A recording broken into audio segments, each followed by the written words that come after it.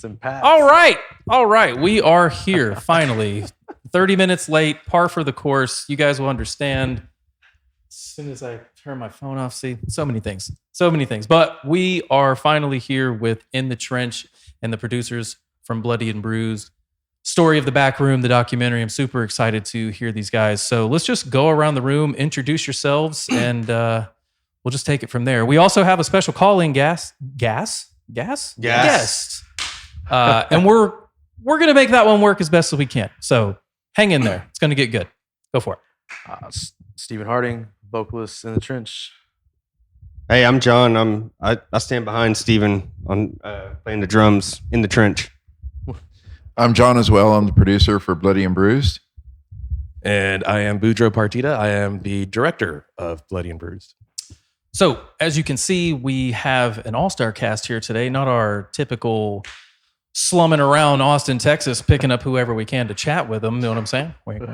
Nobody told us. We're pretty much bottom of the barrel. So we'll just keep this light. We know that Matt's going to call in at any moment. Sure. So what you're going to hear is, just because of a technical difficulty and poor preparation on my end, you're going to hear everything that Matt says. We're just going to kind of guess, and I'm going to mime some shit, and then we're going to go for it. But for now, let's get into In the Trench. Why are we here? What do we need to know? Man, it's we've had about a 5-year layoff, going on 6 years since the last time we played. Coming off the heels of our second record, man. I'm a PhD student at Texas State University, pursuing my doctorate in biology, and we took a hiatus to kind of accommodate that. And at some point, we just got bored. It's like, you're not playing anymore, and anybody who does anything in the arts, it's like, when you take that away, there's something that's taken away from your soul, from you yourself, and right. So we all kind of got bored, and it was kind of funny. It all just happened like kind of at the same time. It actually happened right here in this room. How we got back together. Right here in this room about 2 years ago. It was very intimate. Well, very intimate. How were there candles? Was there wine? Definitely candles. There was some wine, smooth jazz, some cheap wine, smooth jazz, box wine, boxed wine. But yeah, no. So we we all kind of call each other about the same time. It's like, man, we're kind of bored. We don't want to do. So we met up and we kind of jammed a couple times, and some of the new some of the demos that we were cutting way back when for another opportunity, those got pulled out. It's like, hey, do y'all remember this? And it's like, oh wow, it'd be a shame if we didn't finish that new music, because we didn't. So like pulling stuff off the back burner? Pretty much. Well, we were just want to jam something else. We didn't really have any intentions on doing anything serious at all. But once the new music came out, it was like, wow, this was unfinished, and it was unfinished business. So we were like, it's a shame if this doesn't get finished. And so we started rewriting that stuff. One thing led to another, and we're at Orb Studios recording an EP, which is kind of a snowball of events, man. A lot of twists and turns. As far as like just the EP getting out, or the writing process? To the EP. Getting to to the EP. Yeah, we were set up to go to a couple other studios around town. Some scheduling conflicts happened. COVID happened. Like, this all starts back way in the fall of 2019-ish. Okay. And then so we're getting together. We're gearing up to go to a studio, and then COVID happens, and fucking puts a kibosh to all that shit. Oh yeah, I actually did a Locked in the Closet series where I called and reached out to different band members from Canada to New York to as far as the UK, and and I talked to Anthony, see how he was doing as a venue owner. I talked to a doctor who also ran for political office to represent the county that I live in. So I wanted to catch like her side of the story, so I can. I've heard a lot of horror stories. I'm sure everybody here, including staff behind us, has seen the rise and fall of the music scene, but not just the music scene. I mean, I'm pretty sure you guys as producers as well, the landscape at which you lived in changed immediately. Yeah. It definitely, COVID, when COVID hit, we had booked a shoot for a short horror film that involved a horde of zombies, and we had a huge at this farmhouse, and it was a huge production that got shut down days before the shoot because of COVID. So yeah, it definitely, it was a huge loss to everybody in the production film industry. Yeah, I mean, the amount of venues that I've heard have been shut down and seen shut down here locally is just, it's so sad. So I hope there's a 2.0. So is this y'all's new version? Is this the 2.0 or is this a soft release with like a 1.05 or something? I'd call it 2.0, man. Yeah. I'd call it 2.0. Yeah. So we tracked 4. We've released 1. That's the fall. You can catch that out on all your, Spotify, YouTube. Like and share. That's what caught my ear was the fall. Yeah. So we released that one, but we have the one that we're going to release on the 30th this Friday, but we got 2 more after that, which is The Cycle. The Cycle. That one is our second release, the one that Matt Noveskey produced for us. That was actually he's calling in soon. We don't know when it's going to happen. He's calling in soon. Well, yeah, we told him just be random. Just be surprise random. everybody. Which he was on the Bloody Bruised documentary too, which is badass. So that was actually, I think that was probably the oldest song out of the batch. Yeah, that was brought up when we were actually going to start something like doing rock cover, and then in this room, Jared he whips out his computer and just and we started listening. It was like, oh shit, we got to professionally record these. Now check this out. We wanted to professionally record them, and then after that, we weren't planning on it, but we ended up doing a music video for the fall. Oh yeah. Oh, there he is. Right? There it is. Oh, here he is. Okay. Here's Matt right here. Right on time. So, Matt's calling in. Hey, bud, can you hear us? hey, Matt, can you hear me, man? Yeah, man. Loud and clear. How are you? Okay, so bear with me right now. You are live on Facebook. My name is Ryan. I'm running this circus that we call a show. I'm just going to let you speak at length on your relationship with In the Trench, Bloody and Bruised. Just give us what we need to know about your hand in all of this. Yeah, man. So I guess John, the drummer, reached out initially.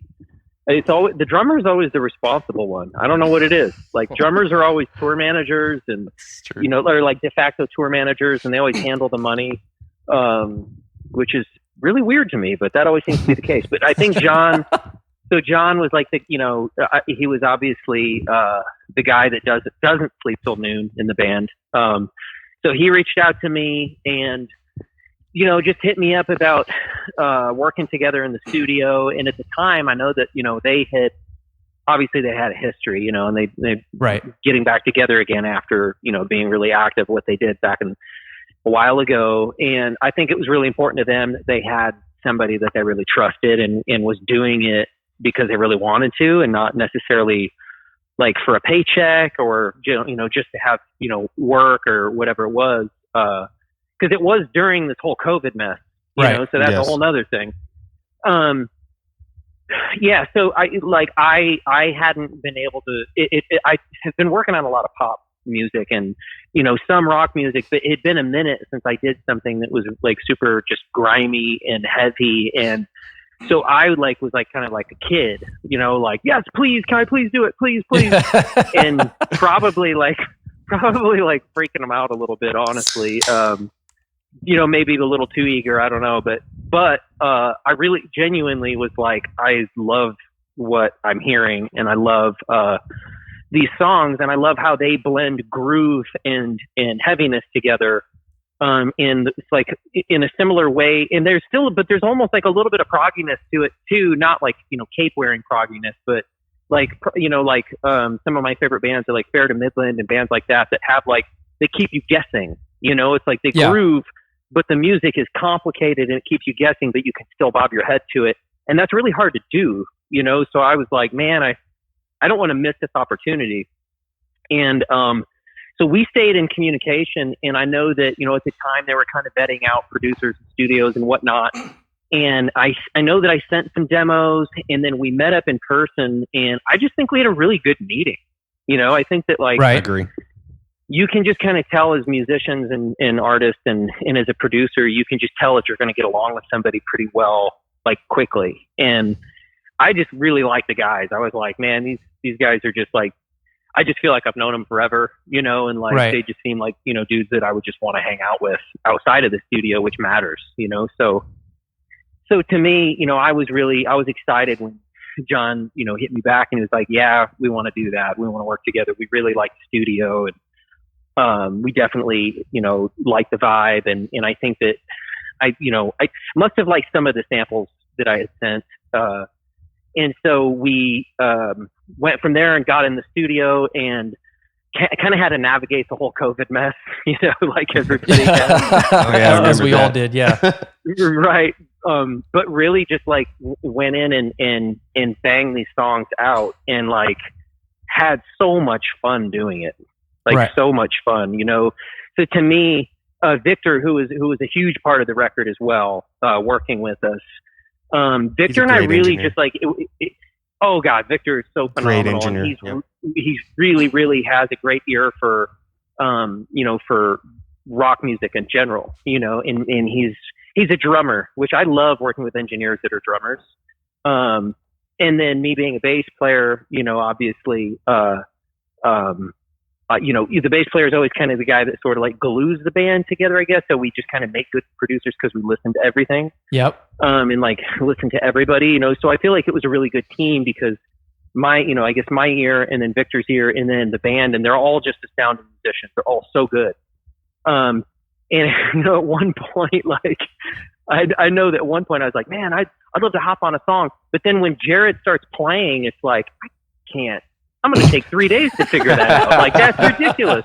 It's so good, So, but I think the tones we got were just stupid, just so good and so just punchy and gnarly. And and then when we got into vocals, of course, like that's always the big test. When we got into vocals and like the vocals, he's so good at the big growly, gnarly stuff, but then he has such a melodic voice too. And again, that's a rare thing. That's hard to find somebody that can really pull both of those off convincingly.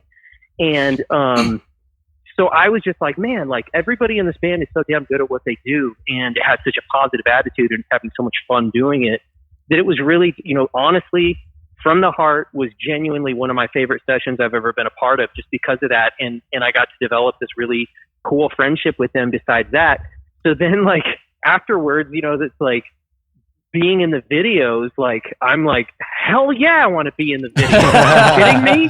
Like, yes, like, are you like, please, like, just let me know and I will be there. And so I've been fortunate enough to, play that role in a couple videos as well, and sort of just kind of be a de facto, like, extra band member, I guess, like on the peripheral, which is super cool to me. And and we're buds to this day, man. It's super cool. I love it. It's super cool to us too, man. Like, yeah, I mean, for sure, that every bit of that was just like, holy shit, man! Thank you. Yeah, right on.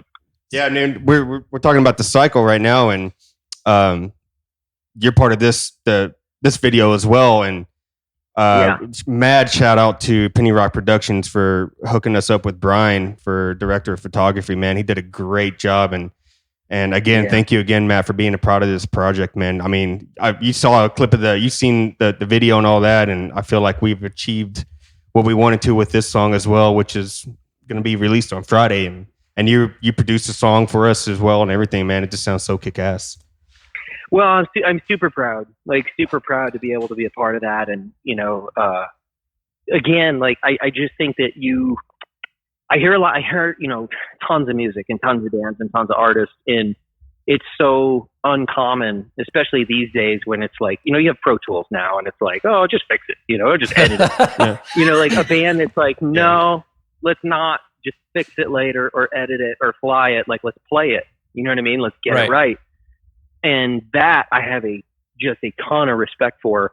And so, of course, being a part of it's a no-brainer to me, but I have so much respect for you guys as musicians that, it just makes me sound like a great producer because you guys are so good at your craft and good at your instruments, but being able to have songs that do still have mainstream qualities to them, though, that's a big deal. It's like you listen to bands that are really good musicians, and sometimes it's like, well, that's cool. I bet the crowd is 99% dudes, so you know what I mean? For sure. And so I'm not going to that show, But these guys still have songs that are like, like I feel like they appeal to everybody, and they have like really, really catchy melodies, so let's go sell millions of records, please. Let's do it. Please. Yeah. So as the producer, I mean, whenever you guys, obviously you love the music, you love the guys, but how do you differentiate yourself between, obviously, your colorful career in music, you've been there, you've done that. And so how do you differentiate, okay, let's change these things. Don't take offense because this is what worked, or let's do this differently because it's going to push this. How do you approach that subject with, people that you look at as friends? Because that's one of the hardest things that I've seen here, with local musicians, is that it's a really close to the chest. And, especially if you play it, you shop it out to your friends, and most of your friends can be like, dude, that's sick. Da, da, da, da, da. But how do you go about it being the producer going, this is trash, rewrite it, or let's do this differently? It's all about trust, man. I mean, it really is. I think that, and I was just talking about this to somebody yesterday, being a producer, because I'm not an engineer at all. And I'm kind of a dinosaur in that sense where, like, these days you have a lot of producers who are also extremely proficient at Pro Tools and really, really good engineers. And I'm like, no, I just have great engineers that I trust. And I have no interest in doing that because that would take my attention away from what I feel like I'm good at. And that, being a producer, to me, you really hire somebody to be, to have a sixth sense about music, right? That's really what it is. It's not like, oh, this guy's a hell of a keyboard player, so he's a great producer. That's not, it's like, no, it's just somebody who hears a song and can see through the weeds all day, and go, okay, yeah, but if that was this way, or if you played this fill, or if it was this tempo, or if it was this key because that suits your vocal better, those are all the things that, people who spend nothing but, well, that's another thing. I don't have any hobbies, man. Like, I live in the studio. That's all I do. I'm so sorry? I'm Question mark? Yeah, right. Yeah, man.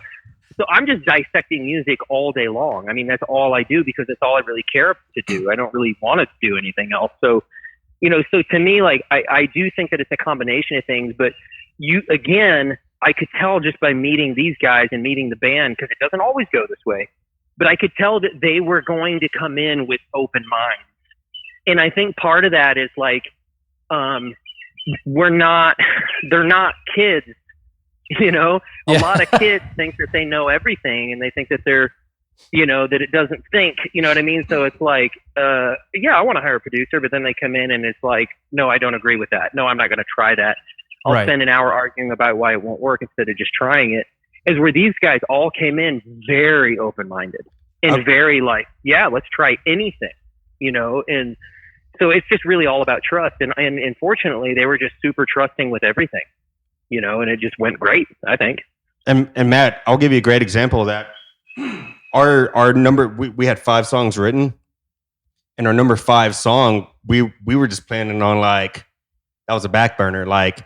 Yeah. And we got done with the 4 songs doing pre-pro with Matt, and Matt's like, "Hey, let's hear the last song," which was called at that time Monster Boner.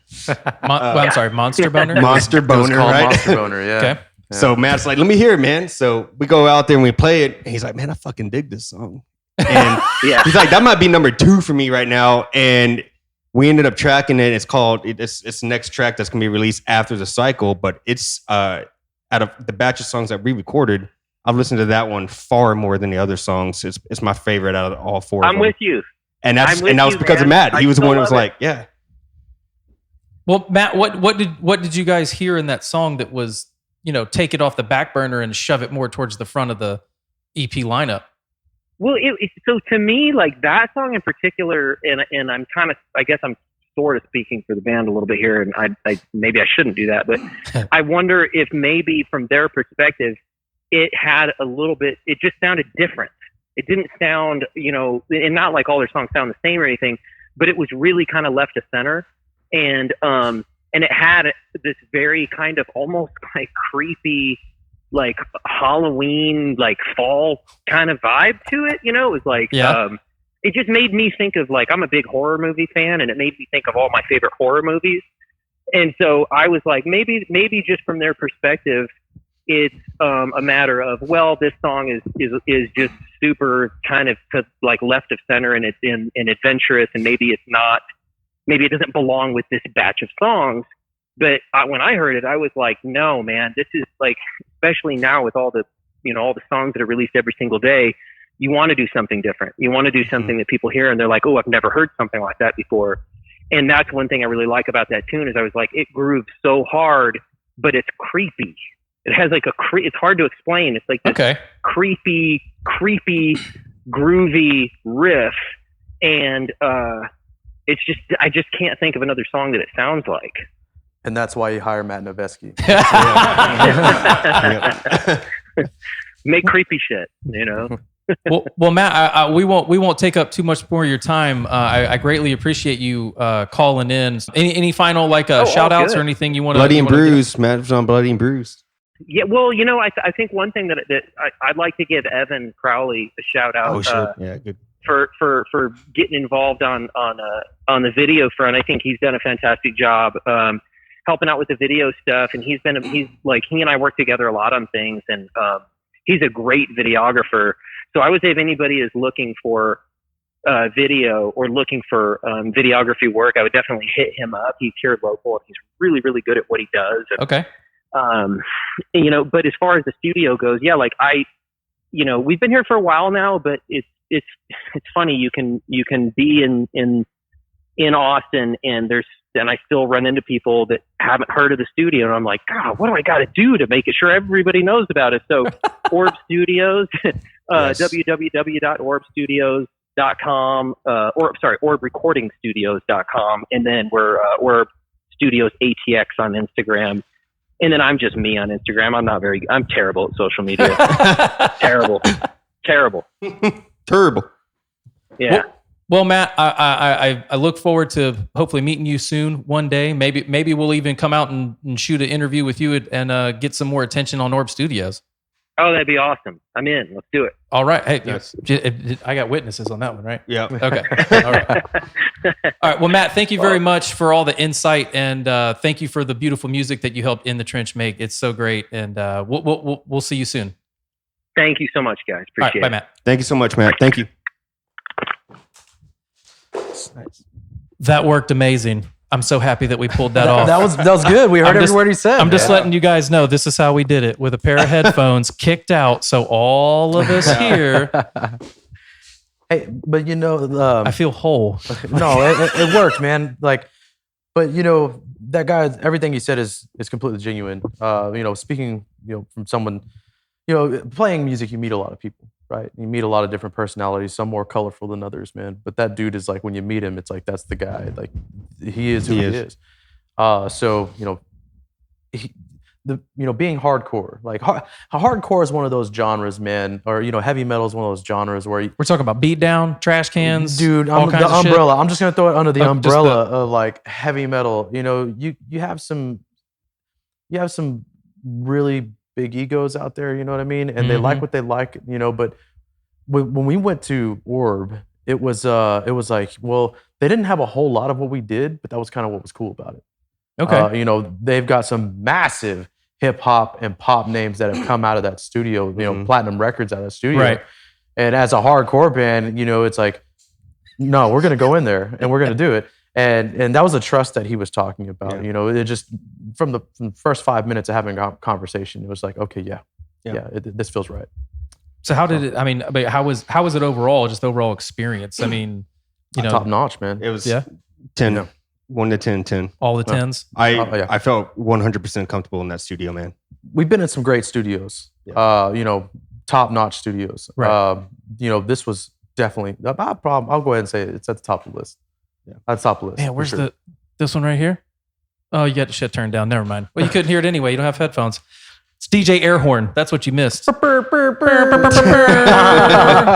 Yeah, top of the list, man, for sure. So we're writing some new material now. It's getting back to the whole In the Trench 2.0 thing that you had mentioned earlier. Yeah. The reason why it's 2.0 is because we're not going to stop at the EP. We're gonna go. We have some more tunes. We're gonna go record them. Just bringing everything back to life. Yeah, for sure. Throwing For down. sure. I would, John. I'd like so for everybody.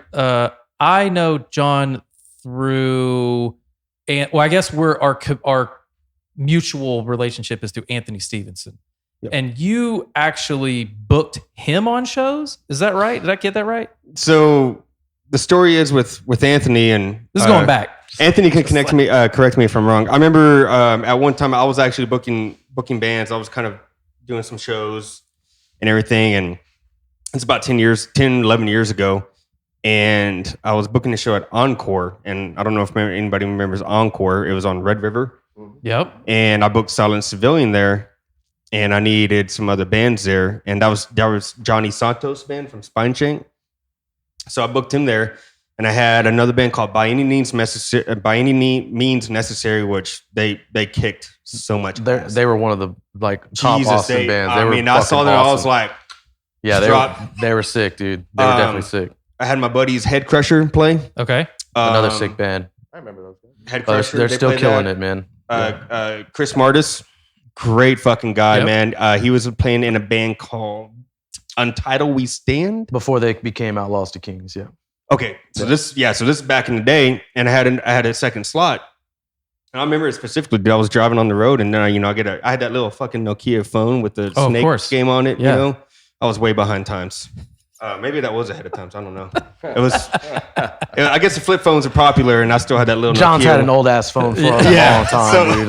So I was like, it's a 512 number. I'm like, all right. So I open, and Anthony calls me, and he's like, hey man, I heard you're looking for a band to play this and that, and my band's name is blah blah blah blah. I was like, cool man, let me check it out, and then I'll get back to you. And I checked them out. It's called Killing and Apathy, and they kicked so much ass, dude. And I was like, you guys got it.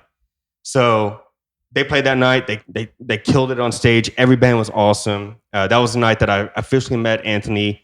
If I'm not mistaken, if you guys can correct me, that was the night Chris Martis met him, Cody Blue, the whole circle of people that are into the music scene now connected on that day. Damn. So It's like, that was kind of like the starting points of how that happened. I may got a few details here and there wrong or something, but Had that a few was beers since then. after I had a few beers since then. But I'm pretty, if my memory serves me correctly, that's how we all connected on that day. And I showed him the flyer about a year or two ago at a Crowbot show. He's like, that was the day, man. And it was, I got it somewhere, but that's how I met Anthony and all them. And dude, he's doing some awesome stuff. Shout out to Anthony Stevenson. Absolutely, yeah. Big For time. Come and Take It, for supporting everything that both of us do with Budro, John, In the Trench, all the local bands, all the heavy metal, rock, everything, man. Like for keeping the scene alive, man. Because it's definitely a thing to be a part of, and we need to keep that music alive. Man, Anthony Stevenson is I'm gonna say this, and I feel comfortable saying it. He is responsible for the hardcore heavy metal scene in not only Austin but the surrounding area for sure. Central Texas. Okay. If you're gonna play from here, I would say up into San Antonio, right? Yeah. But Anthony Stevenson's the guy you want to talk to. That dude is fucking. He's the godfather, man. He's the godfather of heavy metal right now, for sure. 100%. I'm gonna slap him in his face when I see him. Be like, everything you heard was a lie. You just make good brisket, okay? I've never had his brisket, man, but It's off the charts. really. Oh, I mean, they started their own Facebook group called Come and Cue It. Oh, okay. Come and cue Oh it. wow. Yeah. So I mean, if you're trying to look for them insider tips, hey, Come and cue it, man. yeah, they'll give you like the temp readings, the rub, like what they're cooking on. I'm gonna check that shit out. Oh yeah, I mean, get ready for meat sweats. dude, It's coming. Anthony Stevenson barbecue very, very soon. Yeah, I mean, man. I down the road, I want to do like a circle pit chili cook-off because we have this ongoing debate on the podcast. Do beans belong in chili? And obviously, that's where do you live? Yeah, I said it. But me just extrapolating from just more of an idea to like, let's throw a show. Let's get some chili cook-offs. Let's or something to that effect, or like crowd surf. But I don't know. But anyway, yeah, like his barbecue's off the charts. His production company's off the charts. Come and Take It live. Him and Ben are killing it. I mean, you guys just recently did something there too, right? We I guess did, that's a yeah. perfect segue. Pause for 3, 2, 1. Okay, go. No. So thank you guys for coming. Please introduce yourselves, what you guys do, and what we have to look forward to in the coming 2023. Yeah. Okay. That's what we're doing. Yeah, so I'm John. I'm the producer on Bloody and Bruised, like I said earlier. And not only are we're still shooting the production, we're toward the tail end of the interviews, but we're about to go into reenactments and then to post-production, which will be about a year. Reenactments are going to be sick. We'll be done with the entire film, hopefully by next fall. Yeah. And in order to meet the film festival deadlines for spring of 2023. Yeah. So you're trying to throw it in South by? Yeah, I mean that's the ultimate goal. My name's Budro. I'm the director of the film, and so we're, like you said, we're on the tail end of interviews. We've got a handful left, but the goal is to go into post production for a year so that we're eligible for the South by deadlines. Okay. So, and along with that, we do the film festival circuit, we do the theatrical screenings, all that stuff, and then eventually into full blown distribution. So that's kind of the hope. But yes, we actually worked with Anthony. What we did was John, who's an amazing producer, helped coordinate a show at Come and Take It. And what we did was we got some bands that played at the back room to come and play at Come and Take It. God. And along with a couple other bands, but every member, at least every band had at least one member that actually played at the back room. Okay. So we actually had a show. It was also kind of like a fundraiser. We had limited edition merch that was designed by Billy Perkins, who, anybody that's in the music business knows Billy Perkins is an amazing designer. And we were raising some cash for that at Come and Take It. And then, and so it's been it's been a fun ride. We've been shooting since December, and we're, little by little. 2019? Of 2020. 2020. So damn, this is COVID, fresh out the box. Yeah. So COVID hindered us when we were doing our horror stuff because, we had a horror movie that was about to go into the festival circuit of 2020, and we were winning awards left and right. We were getting nominated for stuff. And so right when we were going into the festival circuit is when everything shut down. Yeah. Okay. So Bloody and Bruised had been on the back burner for a while. That was something that was the big project that we were going to eventually get to once we got the green light and once we figured out how we were going to do everything and what we were going to do with it. But in the meantime, not only did we have music production videos, we had the horror films that we were working on, the short that was about to go into the festival circuit, that was about to be the big deal. So we had our premiere in the fall of 2019, and then we went into spring and everything shut down. So the movie that we had that was coming up, like he said earlier when we were, off camera, was we had that whole zombie thing lined up. We had gotten rained out one weekend, and so we pushed it a weekend because it was an outdoor shoot. And then when that weekend came, that's when the entire state got shut down. They were like, it's over. The country, people all over the country were shutting down productions. Yeah. So we shut down as well, eventually trying to get back to it. We never did. But Budro sent me a message that night when everything shut down and was like, I think this is about that time we need to start looking at Bloody and Bruised. And I was like, okay, cool. So not little did we know that this was our blessing in disguise because the country was shut down. So venues were shut down, musical artists were shut down, everybody was home. So none of these interviews are ever Zoomed. We did everything. We did 52 interviews, I think, before the country opened back up. Man. And we were able to I could call a place and be like, hey, can we shoot there tomorrow just to have this in our movie? And they were like, yeah, we'll open your doors. What time do you want? They would give us the window and we get our talent to get there and we'd shoot everything. And everything was live. And we have so many local venues that are in our movie that we were fortunate to get, because now that things are back open and we're on the tail end of interviews, it's a little difficult to get into a place without people being there, without it being open. And it's a lot harder to find a musical artist that's actually home right now because they're all touring. they're all itching to get out of there. So Matt Noveskey being one of them, he gave us the perfect soundbite when we were putting his lav mic on him. He's like, man, I miss this. Like just getting the in-ears, So he was like, man, thank you. I love this. So everybody was itching to go do something. Everybody was itching to talk to us and just to be in front of a camera, be a part of something. Right. Because nobody was doing anything for so long. And that was our blessing. Man, so you guys almost lucked out in a sense with all of the venues and places being and I hate to not say open, it because that gave you direct access to 5 people tops maybe?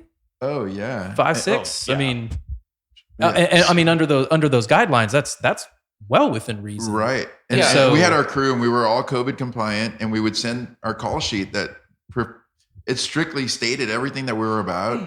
So people were comfortable, and we were doing everything under the state regulations as it was going. We would adjust to it as it would go. But the cool thing was that little did we know that was what we needed. It would have taken 2 or 3 years.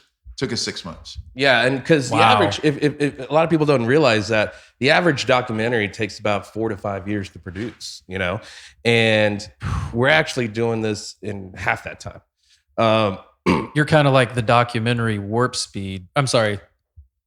They titled the vaccine Warp Speed. Yeah, And it got done in half the time. So essentially, Well, the other thing is that my background is TV production. Okay. And I've been in TV for almost 25 years. well, I'm sorry for this sad And- setup. No, So- it's great. It's great. It's lovely. and in the world of TV production, you have to learn how to shoot quickly, edit quickly, turn around quickly.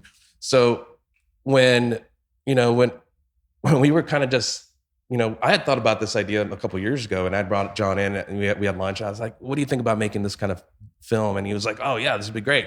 And little by little, we peck at it here and there throughout other projects. But when all this COVID hit and everything like that, and I said, "Hey, we might be able to bring this up," and I was on another podcast, and the guy interviewing me said, "Hey, horror films are doing great and everything like that. What else you got coming up?" And I kind of just blurted out, "Well, I'm working on a documentary about the back room." He does that to me a lot. He does that to me a lot. He'll make things public. And then he's like, "What? A documentary about the back room? That's amazing. And then so he's like, "Oh shit, I guess we're doing I'm it." watching live, so I texted him. I'm like, I guess we're gonna have to do it now. Yeah. The one thing he won't tell you about TV production is that he's won an Emmy. Wow. You got an Emmy? I do. And you didn't One of bring them. it? Hey, No. here, man. It's empty, Here, but dude. cheers. Yeah. No, yeah. So, but in that world, it's because of that quick turnaround. You have to learn how to do everything quickly. So when I was like, well, I don't want to take 4 years. I don't want to take 5 years. I want to do it in half that time, and Right. that's a very ambitious thing to do. But I know how to do it, and so that's why it was very easy for me to say, yes, we can do this, because if you hire or if you have the right people on the team, John Du's an amazing producer. I would not be able to do this film without him. Our other co-producer, Adam, associate producer, Adam Salinas, he is also an amazing part of this story. And so is our other co-producer, Tammy Moore, who is the booker at the show, or at the back room. And so with this core team, we're actually able to basically tell the story of a venue that was around for 33 years in Austin, and tell that history, of this place, and tell the story of how this place helped cultivate bands, and then how it helped cultivate successes, like Dangerous Okay. Toys and Pariah, and how it had established bands, and basically how it ended up kind of fading away. And but the whole reasoning behind this is because I don't want people to forget. I don't want people to forget the back room. And for all of us that were there, and that's another thing, is that we're not just telling the story of without us knowing anything about it. We actually went there. We actually were patrons of the place. I booked at that place. and Yeah, I had bands that were. I that were lived down coming. the street from it. I would walk to it. So we were regulars there, and so we know the place. So we're not an outside company trying to do a story about something in Austin. It's like, no, we were there, so we know Yeah. exactly how to tell the story. So that's and the other reasoning was because I'd see all these kids go to emos, and where the back room is or used to be, and I'd say, part of me wanted to grab them by the shoulders and say, "Do you realize what venue was where here? you're Do you at? realize what you're standing on? Do you realize what that pole is?" Oh, the pole. So, Yeah. so that was another reasoning behind me wanting to educate a newer generation of where the roots of some of the musicians and artists that they like now, where it actually kind of came from. So, And speaking of Anthony, not only was he an old school musician that played the back room or was around when the back room was around, but his venue has the same physical address as the back room. So when we actually shot at Come and Take It Live, Anthony let us in his doors to shoot our interview with Houston Richardson, who's in our trailer. Okay. So Houston, the lead vocals for Brutality Incorporated. He did his interview there, and we talked to Anthony, and I was like, "Hey, Anthony, like, thank you for doing this." And he's like, "Dude, whatever you guys need." He was really open. He's like, "I love that you're doing this." And then I dropped the idea that maybe in the future we were going to be doing shows, and the movie's about music, so eventually we were going to have these shows lined up that were going to be fundraisers and stuff to promote the movie in the future. Right. So he's like, "Yeah, whatever you guys want to do." So it came sooner than later is when we had the first bill that we put together, because our first bill was actually going to be September 24th, which is the new date for the next show. So September 24th was always set as the first date, and then July 16th came open, and we were going to shoot Brutality Incorporated, because all these shows were doing B-roll. Yeah. So we're shooting what the artists are doing nowadays, the ones that are still in bands. Yeah. So July 16th was a show that we were going to be at and participate, and Brutality Incorporated was going to play, and we were going to shoot their set. And then it somehow it turned into where it was asked if we could do our first show that night. And I was like, yes, we can, but do we still keep September 24th? And they told us yes. So then we put together the show on July 16th, which I think our final head count was 233. Man. And some locals would kill for that, huh? We have some really good shots. We have some good crowd shots. And we bring the pole out. We have, so in our reenactments that you see in our trailer, we have we remade the pole. He remade the pole. And with stickers and all that stuff, and we bring the pole out. That's awesome. To do photo ops and stuff. So then we had our first, we debuted our merch, which we sold out of. So we're super proud of that. Damn. And so Billy Perkins does stuff for Cheech and Chong, the Texas Roller Girls, Snoop Dogg right before us. We were waiting on Snoop Dogg. Yeah. He had said like, "Hey, I'll get to you guys. It's just that I got this other job that I'm working on." And it turns out the other job was Snoop Dogg. So you're like, take your time. Snoop Dogg, let's go. So we got our new design, and we got those shirts out. We sold out immediately, like before the end of the night. So when the opening band is already tracking 120 people at the door, then you know it's going to be a good night. Yeah. So we had a really good night. Everything went as planned. We hired some of our crew to help out on stage, so we could keep everybody on time. And me being a music manager in the past, I know what we needed, and we got tear it all it down, done, so. the fuck out. You go. Yeah. And it all worked out, and it was a perfect night. And so we played the trailer a couple of times. It got a good reaction from people that hadn't seen it yet. But I mean, we've been what started off as kind of like a little weekend side project. It'd be kind of cool is to make this documentary about the back room. It started off kind of like this, ended up blowing up, and now we've got like thousands of followers and like all these people. The trailer has 6,000, 7,000 hits. The trailer just won an award in Lithuania. It just won an award for best trailer at some festival in Lithuania. So we're getting a lot of traction. We're getting a lot of eyeballs on us now. So so it's an exciting thing because it shows that a lot of people really care about this place. Yes. It shows that a lot of people actually, this was their home, even some of the interviewees, they say this was our church. It's where we would go. It's where we would go. It was our community. And because bottom line, at the end of the day, the back room it was about acceptance. Mm-hmm. It didn't matter where you were. It didn't matter your background. It didn't matter if you were a musician, if you were just a music fan, or if you were just going there to hang out after work and have some beer and some cheap drinks and hang out. Everybody was accepted. And that's what everybody really loved about the back room. And so that goes to show you that I think a lot of people really care about this. So a lot of people really are now following us really kind of intently. And so there's a little bit of pressure, but it's a good challenge, to have and to have a lot of support. I got to say that, obviously with the great crew, it makes it a lot easier, but with everyone's supporting, coming out to the shows, the online stuff, sharing our content. I mean, it's amazing to see how much support we're getting from the Austin community and the music community as a whole. So I'm a massive fan of documentaries, more true crime. Yeah. But I honestly feel like that documentary probably has a little splash of true crime in it, just for God knows what's happened inside, outside, back alley, down the street. Now, one of the components, we mentioned it earlier, is one of the components of this documentary is that we are doing reenactments. Yeah. and we are shooting those later this year. But like the reenactment parts, those are going to be that's a lot of where the production money, the expenses go into is that. But yeah, we are going to have some pretty cool kick-ass reenactments. Like, I don't know if you know this, but Two Live Crew played there. Yes. And they caused a riot. Yep. We are recreating the Two Live Crew riot. We are building, we're building the backroom stage. We're building the backroom bar. That's so rad. All of that. And then but obviously that takes fucking cash. So, of course. That's what, we're also needing help as well.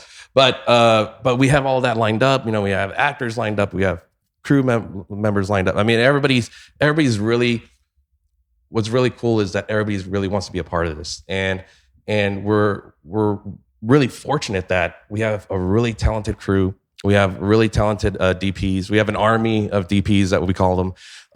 And we have a lot of people that are just wanting to participate because, again, they say, you're doing a documentary about the back room? I'm in. What do you need? What do you want us to do? I want to do this. You're shooting reenactments? I want to be in the crowd. I want to, so it's really great because everybody's engaged, I think the one thing, so whenever I first heard about it, I instantly was like, yes, why has this not happened before, And just being a fan of documentaries, like that's why I do this, because I love the story of the person. How did it get from A to B? What happened in between there? Why is Sally dead at the bottom of the stairs? Oh, someone did this back in like 2000. You know what I mean? Like you really get to dive into that story and the amount of music that has come just through that venue alone. Oh yeah. It's so grandiose. I don't know what word. It's mind-boggling is what it is, really. And the people that came through there are, super celebs, or some may have been really big and then fizzled out. There are so many stories that are going on in that one place. And myself and Taylor and everybody with the podcast team, we are literally within walking distance from it every time we go to come and take it. So I just want to say thank you as a music lover myself. I'm not a musician, but just a music lover, that it's going to smash. And anything that you guys need, extras, extra hands, like this is what I'm into. So I mean, I know it's kind of a cheap plug, but yeah, I mean, if you guys do need a hand or need any outreach support to where you just need extra help or hands, just let us know. Like, we'll try awesome. to Thank you. That's great. And that's a common theme, is that the back room opened its doors to bands as they were going up, and then they would open them back up again as they were going back down. And so that's what we cover a lot. So before we end, I do want to say that September 24th is the announcement we're going to make today. And Brutality Incorporated is going to play that show again at 10 o'clock. Man. Doors open at 7. Where's this going down at?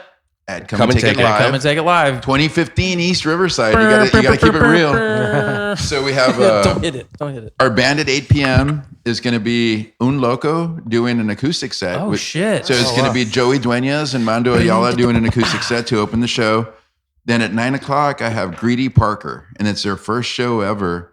And that's Dr. Macabre and Reverend Alien Price. And everybody knows him as Al Shire. We credited him as Al Shire in our trailer. But they're doing their first set at our show. And then we have Brutality Incorporated on at 10. And then the show closes out with the Worm Suicide at 11 p.m. Suicide. Damn, dude, that's so just 3 bands in and out, just party hard. And it's just more of a. So, are you going to have like more merch there? We're going to have another round of merch. We're going to have our posters that we sold out of, or almost sold out of, and our posters are designed per show. So it's got the bands on there at the bottom and all that. So we're going to have those out again, and then we'll have the poll out again if you want to come take pictures of the poll. We're going to be raising money all over again. It'll be a free show again. So, yeah, it's all going to be the same formula. Joey and Mondo are going to kick it off, and then we have 3 bands after them that are going to. Whenever the flyer hits, just send it to me. We'll throw it up on on all the socials for you, man. Oh, and we'll be shooting all night, all over. Oh yeah, then that's the other thing, is that we shoot, like you mentioned, we shoot B-roll of it, but also it's not we're just shooting to shoot. That we're actually using a lot of that as the end of the movie. But you have a purpose for it. It's not just we just need some shit for the background. Yeah, no. I mean, we're actually shooting it for the end of the film. And it's a multi-camera shoot that we do. We have a roving camera usually. We got a camera on stage, so it's a big production. So, but yeah, I mean, it's a great the last show was a great night. We had a great turnout, and so we're really hoping that we can get some more people out there, raise some more cash. Every little bit helps. Also, the other thing is that everybody that buys a shirt, they get their names in the credits as backers. Nice. Okay. They get their names in the credits as backers. So everybody that everybody can help contribute, and and if you can't contribute financially, we're asking that you at least share. It costs you nothing to share, on social about the project, about the film, whether it be the trailer, the poster, or just about the event, about the show. Just help us get more eyeballs on this. We've got lots of great, great group of people following us right now, and it's really exciting. But we can always, get some more. We've got a really great presence in Central Texas right now. We've had people reach out to us from all over the coast, even saying like, "What is this project that you're?" So we're getting out there, and we have some more surprises lined up for the film. Okay. That we can't really talk about right now, but this is going to be a great thing that I think a lot of people are going to be really hopefully happy with, and if even just contributing a little bit will actually you can be a part of it. I think that really goes to the core message of the music scene, because it's not just the music that is ongoing around here. It's producers and engineers and, people behind the scenes. And I really think that, I think one of the reasons why everybody is so engaged is that there's this nostalgia factor of it being the back room, but also the nostalgia factor of, we just couldn't go to shows for a year and a half. And now here's this video that's going to show us how it was done, in the early years of downtown Austin, back when, I'm not a native Texan. I'm from North Carolina. I've been here about a decade. So I'm still learning the history. And so I've actually stopped looking into anything the back room, because I want to wait until this hits, just because I want to fully understand what you guys are trying to tell me. And then that's going to lead me down some other fucking road and some other, suggestion on Netflix. And next thing you know, it's more true crime. But I'm very thankful to be able to sit here and talk with you guys about this. Any final shout outs, like all the ats or social media landing pages? Definitely for all the details as far as the film goes, go to bloodyanddbruised.com. It leads to the fan page, but definitely, like and follow the page. Stay up to date on all of the shoot dates and the show dates. The show on the September 24th. Stay up to date on the merch that's coming out. Which you said merch is. And it's a one-off every time. Merch right? is exclusive to the show. The shirts aren't a one-off. The posters are. Posters. Okay, sorry. Right. But we're doing our merch to have it available at the show. It's not online yet. A lot of people have been asking us, and we're hopefully going to get it on there. But for now, we're having them at the shows. We'll announce on our page if we ever have anything available to purchase away from the show. I've been telling people for 4 years, the website's coming. So I'm just keeping them waiting. Drop the most fire merch line you've ever seen. It's just tank tops. And I'd like to give a shout out to our crew. We have, you said, we have an army. So we built an army so that we call an army of DPs that we have. And DP stands for Director of Photography. I gotcha. Okay. So anytime that we're going to build a call sheet or we coordinate like a crew for a shoot, and we pick whoever lives closer to that area, depending on the art. Okay. If the talent gets us a place that they want and they have in mind, a lot of people have a studio. So like, we want the studio as our backdrop, or can you find us a place? We need a place, but I want to interview. So it just depends on what we have. And we have a whole sheet of DPs and camera crew. Yeah. We have an amazing PAs. list of PAs that they just want to help, and they just want to be a part of a film experience. And so, I'm a big person on mentoring and teaching. I love having students, and so I'm like, well, you know what? I'm going to help these kids along and see, because I was there at one point, and then for them, they're like, well, we get to be on a real movie, yeah, just lift that light, but bring that sandbag over and, get your hands dirty. And a lot of them aren't old enough to remember the background. Yeah, they don't. So they're loving these stories. And that's the thing, is that a lot of our crew, only half the crew was ever actually there. So we know that we're doing something right, because our crew that wasn't there they're actually learning the story of it through the interview. Man, that And would be, so they are piecing together the story through just what they've shot. You know? I can't wait for Chuck Loach's bit. I mean, And- just because I have that attachment, but I mean, and 50 plus interviews down the road, he and I have been in every single interview. Yeah. So the ones that come like every other week or whatever, they're like, what did I miss? And he's talking about that. And you got to tell me that story. So they get so excited. We even made a soundtrack for them of the bands that we've been interviewing, so they would understand like, oh, so who's he? And so we put a little, Spotify compilation playlist. together. Yeah. That's perfect. Yeah, and so it's working because it's working for them. So we see in real time what it's going to do for the audience that we're targeting. So Man, hats off. I know that this movie is going, or this documentary is just it's going to hit like an anvil here. The trailer's sick, man. Yeah, I watched the trailer. I'm probably guilty of about 15 of those, whatever you got the award for. So I'm glad that I was able to push those numbers up because it's definitely, it's got like that right amount of like, seduction and like this suspense aspect to it, and like, man, what the fuck happened there? Like real quick cut. You're like, is he dead? But I'm excited. So hopefully, maybe even before it launches, before it hits, we'll sit down and do this again, or maybe just a one-on-one kind of thing. Absolutely. But man, thank you. that'd be super cool. Thank you for having us. Yeah. Sorry about that. Anything else from the guys on the couch? In the trench. Trench. This Friday at noon, the official music video for The Cycle will be coming out. And I'm telling you right now, man, this one, can I use the F word? You can use, Okay. well, that word, yes. Oh, It's not Fiona. this one's a fucking banger. Hey! It's a fucking banger. So you guys had a sneak peek of it. This one hits hard, man. So Friday at noon, The Cycle comes out. Big shout out to Evan, Matt Noveskey, Mikey, Jared, what's up? And then Brian Manoni. Brian. Flavor Films right here. Big Flavor Films. Whenever man. Brian sees this, he's going to be like, hey, Big shout out to him. Big shout out to you guys for coming out tonight too, man. And supporting Bloody and Bruised and all that stuff. And thank you guys, ATX Metal Podcast. Thank you guys. Here you go, Steven. Yeah. Also to Sirens Cove is an Airbnb that we shot at. It's actually owned by Austin and Ashley McCann. Ashley McCann, she played like the female in our video. She played my counterpart, did an amazing job. So big shout out to the McCanns, the McCann family, Austin and Ashley. Y'all were awesome because they did us a big solid in that video. So shout out to them. And so hit us up, like us, share, subscribe to YouTube. Is it just In the Trench? Or Official. In the Trench Official? In the Trench Official, yeah. On Instagram as well as YouTube and I believe Facebook as well. Or Facebook's just In the Trench. Facebook is just in the trench. Yeah. Yeah, it shows how much I know, right? I mean, No, the other In the Trench.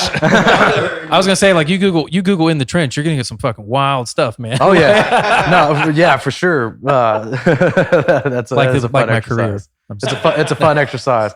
But yeah, so big shout out to them because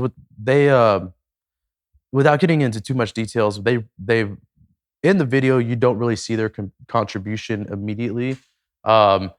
They fucking came through solid for sure. So big shout out to them, man. Well, gentlemen, I could do this for hours, but we're kind of limited on a few things just because technology. But thank you guys very much. Thank you everybody for tuning in to the In the Trench live special with Bloody Bruised producers and direct. I mean, I did not see this coming this year for me personally. I mean, I knew I would be doing, in-person interviews, but not to this level. I mean, the resurgence of, a band that was, this and now it's that. And oh my God, the music's so good. And then you got the backroom story coming out. It's just stop. Let's keep going. I actually have one more thing. Go for it. So what we haven't really talked about is Machine, the producer. Oh, Machine? Yeah, Machine Shop? Yeah, he Dripping Springs? Yeah, for sure. That guy?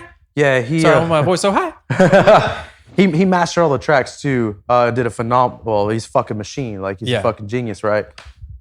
So big shout out to Machine who fucking mastered all this shit, dude. That dude, he's doing the live sets now out there. He's done Fire from the Gods. yeah. He did. He did El Nino. Oh yeah, He did El Nino. Yeah, he did. Yeah, he did Shattered Sun. Yeah. He's done. I think did We Are Band Nerds. right? Yeah, we are band nerds from Houston, DFW. Crow. Yeah, I mean, it is. I mean, the guy is just off the charts, and all the video production out there, and the audio is just so crisp.